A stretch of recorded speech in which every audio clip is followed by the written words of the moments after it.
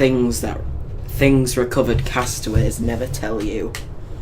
Or at least most of them don't. They prefer to swallow their words and never relive those horrific moments in isolation.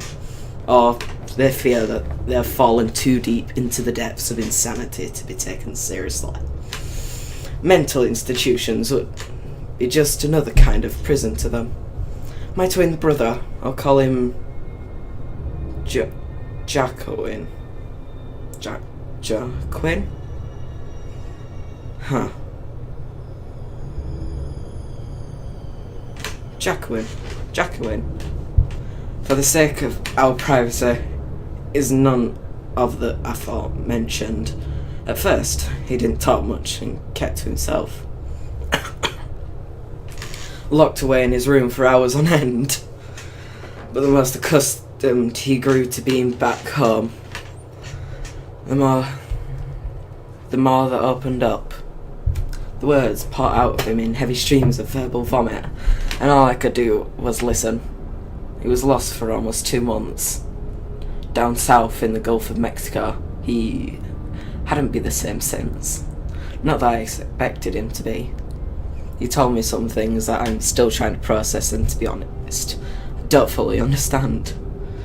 I guess that's why I'm posting this here, because I need to purge this new knowledge out of my system and see if someone could give me some input. There's a strange feel gnawing at me that I can't quite shake off, but I'm sure if it's Jacquin's projecting his feelings, us twins have that connection, you know? The kind you read about in some stories. Before I deep into the unsettling part, let me tell you about how he got lost. I'll probably end up doing more than that. I'll probably end up doing more than one part, as my thoughts are all scattered and wild. So I need to get as much down as I can. Our father died not too long ago, maybe a couple months before Jacquin's disappearance. He left us a couple things, like the house we grew up in, money for our futures, and a small plane with propellers. Of course, the latter was located in his hometown of Mexico, a small place by the coast that almost no one knows about. I didn't care much for this inheritance, but it was the best thing Jacquin had ever received. He'd always dreamed of flying. Didn't have much money growing up, so we never travelled anywhere by planes. As kids, he always made me help him build planes out of cardboard boxes so we could play pilots in a backyard. Who was I to refuse that simple pleasure? In our senior year of high school, he decided to go on an aviation academy. He wasn't able to. Found out he was colourblind. Anyway, he was devastated, so when he found out, he said I'm going to check it out.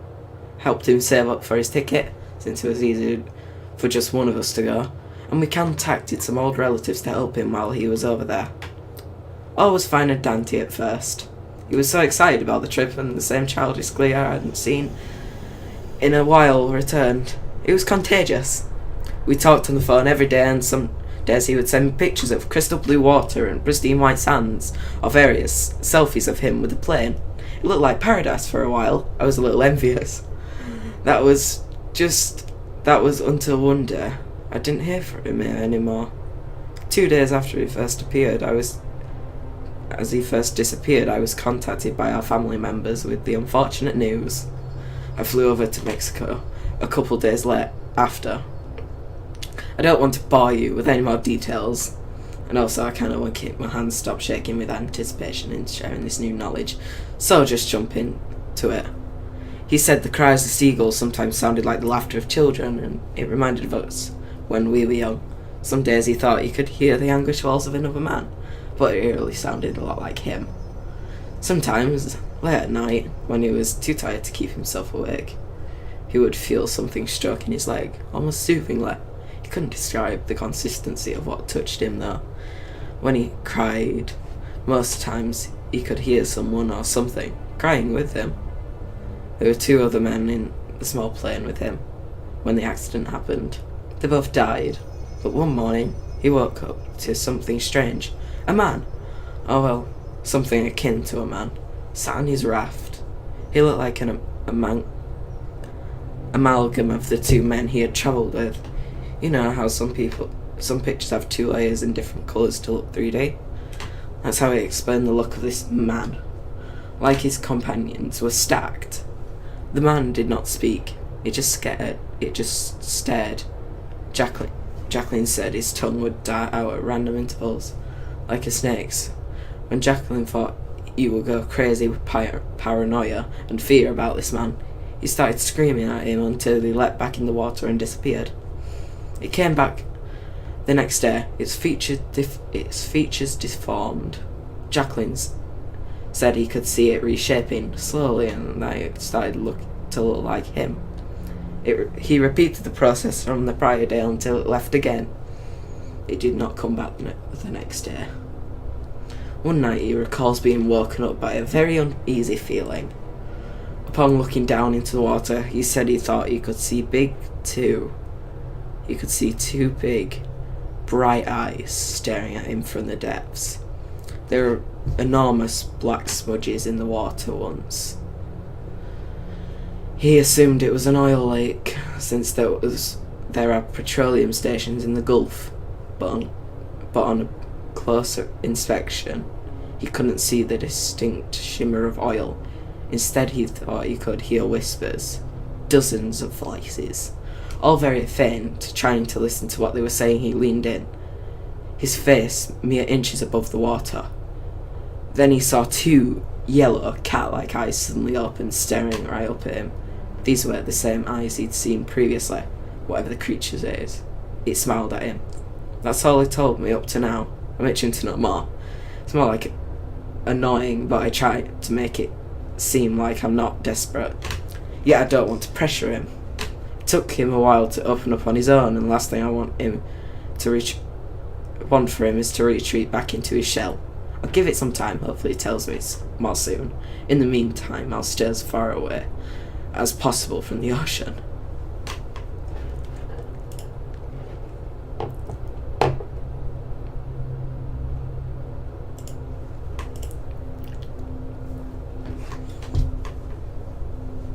When he hands you a red envelope, don't take it. I guess this story all comes down to me being a dumb teenager. I was 14 and not that popular in school. I had much more success online, where I'd write posts and post pictures and get attention of a few users across the world. One day, being a bored self, I googled chatting website teens. Nexus came up. I didn't hesitate to join. Why not? In short, it's a website where you can get chats and messages and wherever, and where everyone has a short profile. What mainly attracted me was the huge number of messages I got almost instantly after signing up. The website basically tells users who is new, so I got showered in "Welcome Carla" messages. Some stood up more than often. This guy, Mike, stood out a lot. He was also a teen. He played basketball and he looked hot. Started chatting, we got along. Seemed we were basically chatting, you know how that goes. Anita, my friend, asked me who I was talking to so intensively. I showed her my profile and she said, "Really? This guy looks like a creep. Did you even read his profile and see his friends?" I'm not going to basically meet him, right? The guy's in Florida. I'm in Canada, so who cares? My friend shrugged. I had a point. The thing was, Mike is that his basic profile filled with what kind of girl he was looking for. To give you an idea, he was looking for a girl who felt lonely, who were down to earth, who was single, ideally virgins, who were quite quiet but had a lot on their minds, etc.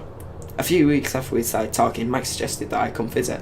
I pretty much left it all like, "I'm 14. I don't know you. I have parents and all this costs money." He agreed, said it was a silly idea, but he really likes me and wants to show his appreciation. She asked what my address is. Now I have my being dumb, but not that dumb. I told him that he was sweet, but no. A few days later, the munch monitor called me and said they got a package for me.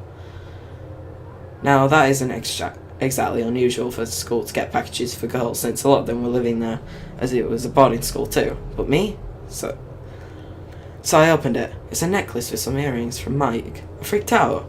I went to see my friend, and all she said was, "Whoa, those real?" It was ready to let her have them. I was horrified that Mike had sent those to me. How did he know? I messaged him and told him the weirdest thing happened, and that I'm assuming it was a mistake, right? He replied it wasn't a mistake, and that he saw my uniform and some pictures. I said, fuck. I guess this is where I fucked up. Instead of cutting all bridges and telling him I wasn't interested, I said thanks. Soon Mike started sending me more stuff. Clothes, purses, stuff. I guess I'd send him back cute letters and videos. One day, he said his friend Andrew was coming to Montreal and that he'd have something for me. To pick a place for me to meet him. I mean, Mike was literally asking me to pick a place, so it's not like the other guy was a predator or anything, right? And how can I say no to Mike anyway? He sent me thousands of dollars worth of stuff. So far. So I picked a busy street and met him one Saturday morning. He handed me one of those Asian money envelopes. He said, "Matt really likes you. He'd love to meet you. He cannot stop telling us about you, Carla. He used to consistently coming over. Would you like to meet him?" Something was really off. I replied, "Matt talks about me? Really? That's so sweet. I'd love to go, but my parents would notice me going on a plane, and I have no passport." He didn't even seem bothered at all. He said it wasn't a problem, it's just that he said Matt comes to visit. I said sure. He paid for the smoothie and left. But hear me out. How the hell do you confuse your friend's name several times and call him Matt instead of Mike? I figured that when I'd call him Matt, he'd say, "Wait, who's Matt?" But no. Andrew clearly thought Mike's name was Matt. Also, he was around 35. Definitely not 15-year-old Mike. He had also handed me 1,000 Canadian dollars. And I, the dumbass, took it all and agreed to meet Mike, or Matt, or whatever his name was. At that point, things started getting very bad. Very bad. Mike contacted me almost instantly after he left. Said he was happy that all went well and that he will arrange things to come and meet me. I didn't reply. He started freaking out. Called about 10 times and then texted, and I answered and said I was in the subway. He didn't hear the phone. He seemed like he believed me. Later that day, he told me that he couldn't come to Montreal, but that he'd be able to meet me in Toronto, a couple hours away. He told me to tell my parents I was having a sleepover and to purchase bus tickets with the cash he had given me, and to purchase a flight for him from Florida to Canada with the same cash. He said it was easier from Canada. I'm pretty sure I replied, WTF. And he gave me a paragraph long of how much shit I'd be in if I didn't agree, and that he did all of this for me, and that he has tons of friends in street gangs in Montreal, and I'd pretty much be better off dead.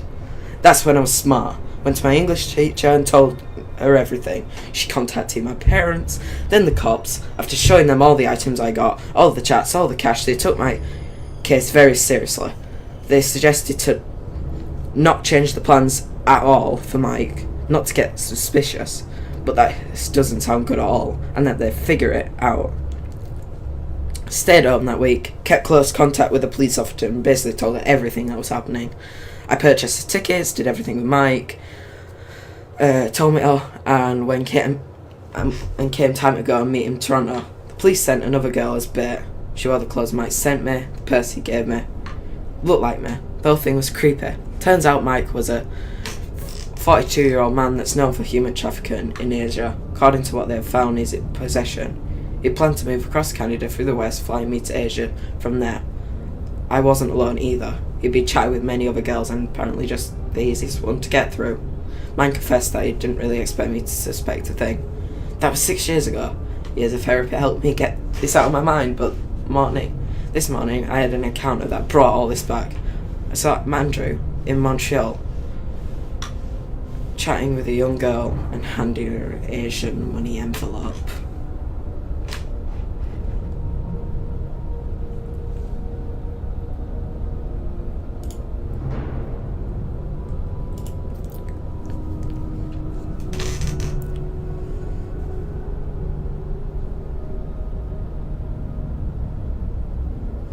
It was my gluttony, avarice, sloth, lust, pride, envy, wrath. It was my job to care for my fat brother and fatter sister-in-law as they slowly ate themselves to death. I lived with them once it became possible for either one to leave their house. At that time they weighed a combined 1,913 pounds. Opening the front door was, at that point, the worst experience in my life. That record would go on to top many times in the ensuing days. The smell was unbearable. It caressed me in a slow lick, and I vomited immediately in the front hallway. What?